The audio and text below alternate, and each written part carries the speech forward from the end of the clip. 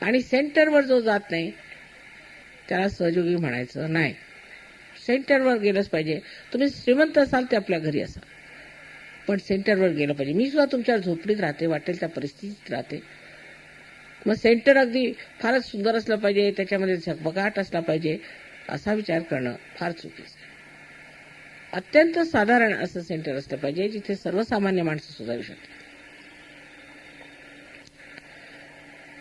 आजपर्यंत बरेच दिवस झाले मी आपल्या पुण्याच्या सहयोगांशी स्पष्टपणे बोलू शकले नाही.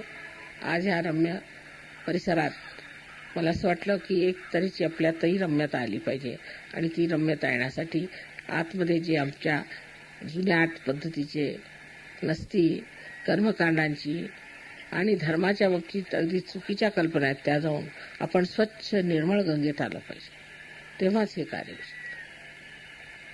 त्यात अहंकार सुद्धा आपण जपला पाहिजे. कशाही गोष्टीचा आपल्याला अहंकार असला तरी त्रास होतो. मी म्हणजे कुठेतरी विशेष.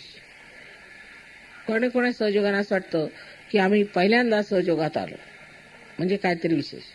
अहो, जे पहिले आहेत तेच जाणार आहेत असं मला दिसतंय. बहुतेक जे अगदी पहिले होते ते एक एक कटतच चाललेत.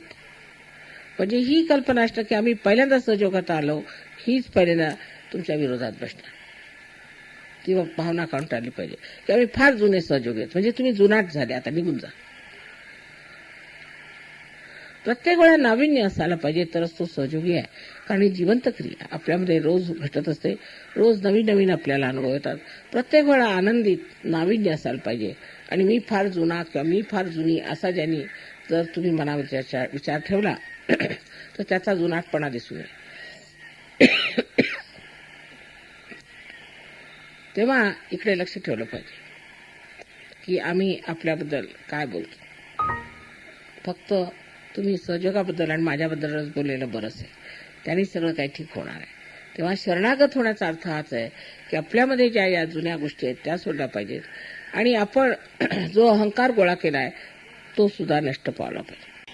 परत दुसरं सांगायचं म्हणजे असं की फाटे नाही फोडले. आम्ही जर काही करायचं म्हटलं तर ते ऐकलं पाहिजे आणि ते पूर्ण मनाने केलं पाहिजे. फाटे फोडले नाही पाहिजे. कोणत्या गोष्टीला फाटे तुम्ही फोडले म्हणजे त्याचा त्रास मला तर होतोच, पण तुम्हालाही होतो. तेव्हा आपलं काहीतरी सांगत बसायचं नाही. मी जे म्हटलं बरं मी करतो, बरं मी ऐकतो, किंवा जे असेल ते लगेचच मान्य केलं पाहिजे, नाही तर भयंकर त्रास होतो. आपल्या सहयोगाला सुद्धा फार ह्याने त्रास होतो, लोक जे फाटे फोडतात. आज जर लोकांनी फाटे फोडले नसते तर आपल्याजवळ इतरतरी सुंदर फ्लॅट्स असते मुंबईला, आणि इथे सुद्धा पुष्कळ जागा झाल्या असतात. पण त्यावेळेला सगळ्यांनी फाटे फोडून सगळं काही मला इतका त्रास दिला. शेवटी मीच असा विचार केलेला की आता कोणी काय म्हटलं तर त्याचा फाटे फोडू नका आणि मी करणार. पूर्वी मी सगळ्यांचं विचारून करत असे, पण मी आता बघते की लोकांना सवय झालेली आहे शिष्टपणा दाखवण्याची. तेव्हा त्यांना सांगितलंच पाहिजे आता तुम्ही चुप राहा, मी करणार म्हणजे मी करणारच, मला जे करायचं तेच मी करणार. पण माझ्यापेक्षा शहाणं तुमच्यात कोणीच नाही आहे. तेव्हा उगीच जे माझ्यापेक्षा कमी शहाणे आहेत त्यांचं कशाला मी ऐकून घ्यायचं, म्हणजे ही नम्रता काही कामाची नाही. असा मोगा विचार करून मी ठरवलेलं की आता जे मला करायचं तेच मी करणार. तेव्हा तुम्हाला वाईट वाटलं तरी चालेल. आज आपण सुरुवातीला एकदा गणेश वंदना म्हणू. त्याला ज्या काही इथे मुली असतील पुण्यातल्या लहान मुली आणि मुलं, त्यांनी येऊन पाणी घालायचं. एकदाच व्हायचं आहे म्हणून थोडं थोडं पाणी घालायचं, आणि त्याच्यानंतर मग 7 बायकांनी वर यायचं आणि पायाला आलता वगैरे लावायचं, काय काम असेल ते, आणि पायाची वंदना करायची. तेव्हा आज नुसतं गणेश पूजेवरच आपलं निभेल, पण शेवटी थोडंसं आपण देवीची सुद्धा पूजा करूया. तेव्हा आधी सुरुवातीला मुलांनी वर यायचं आणि पायावर पाणी घालायचं फक्त.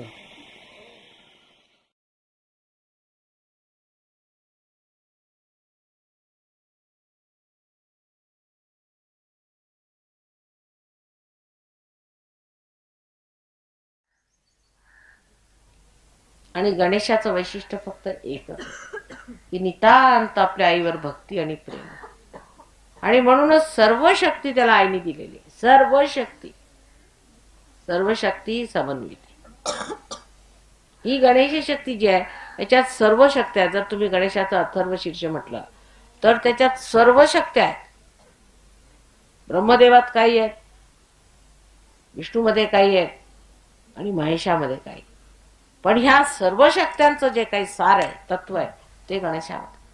त्याला कारण असं आहे की आई ही जर परमेश्वराची सर्व शक्ती असली, त्या शक्तीचं सार सगळंच त्या तिने आपल्या मुलांना दिलेलं आहे, तर त्या सर्व शक्त्या त्या गणेशामध्ये. तेव्हा आपल्याला आईने गणेश स्वरूप केलेलं आहे, गणेशासारखं जन्माला घातलेलं आहे. आणि आता आमची कुंडलिनी जी त्रिकोणाकार अस्थिबंध निघत होती ते आता पोटात निघायला पाहिजे. जशी गणेशाची कुंडलिनी त्याच्या पोटात आहे, तशी आता त्या त्रिकोणाकार अस्थितनं निघून ती पोटातनं निघायला पाहिजे. तेव्हा मात्र खरे आम्ही संत होऊ. पोटातनं निघाली पाहिजे म्हणजे काय, त्याचा अर्थ असा आहे की जेव्हा कुंडलिनी पोटातनं निघाली म्हणजे आपले जे काही आजपर्यंत आपण जे परमेश्वराला शोधत होतो, आधी आपण ते पैशात शोधत होतो किंवा आपण आधी खाण्यापिण्यात शोधत होतो, मग पैशात शोधू लागलो. हे जे नाभीचक्राची जेवढी कार्य होती पूर्वी, ते आता म्हणजे साक्षात कुंडलिनी स्वयं तिथे बसले. म्हणजे आपल्याला आणखीन कसलाच शोध नाही, आपण नुसते कुंडलिनीवर बसलेलो. ही जेव्हा स्थिती होईल तेव्हा आपण मान्य केलं पाहिजे की आपण खरंच परीक्षेला उतरलो, आपण खरंच संत झालो आणि ह्याच्यावर आता आपल्याला कुठे जायचं.